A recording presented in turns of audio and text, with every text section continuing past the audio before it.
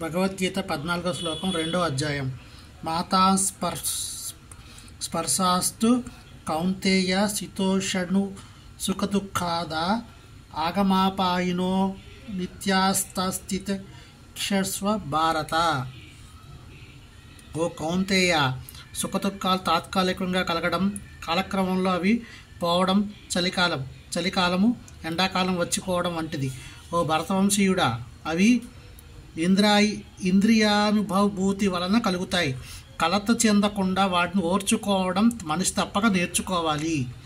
సక్రమమైన విధి నిర్వహణలో తాత్కాలికంగా వస్తుపోతూ ఉండే సుఖదుఖాలను ఓర్చుకోవడం మనిషి నేర్చుకోవాలి. వేద నియమం ప్రకారం మనిషి మాఘమాసంలో కూడా తెల్లవారుజామునే స్నానం చేయాలి. ఆ సమయంలో చాలా చలిగా ఉన్నప్పటికీ ధర్మాచరణ కట్టుబడి ఉండేవాడే స్నానం చేయడానికి సంశయుడు.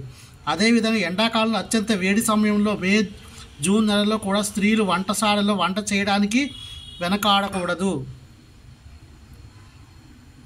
ఆ వాతావరణం అసౌకర్యాలు ఉన్నప్పటికీ మనిషి తన విధి నిర్వహణ చేయాలి. అదేవిధంగా యుద్ధం చేయడం క్షత్రియుల ధర్మం. మిత్రుడితో లేదా బంధువులతో యుద్ధం చేయవలసి వచ్చినా క్షత్రియుడు తన ధర్మం నుండి తప్పుకోకూడదు. జ్ఞానస్థాయికి ఎదగడం కొరకు మనిషి ధర్మానికి సంబంధించిన విధి నియమాలు తప్పక పాటించాలి. ఎందుకంటే జ్ఞానము, భక్తి ద్వారానే అతడు తనను మాయాబంధం నుండి విముక్తి చేసుకోగలుగుతాడు.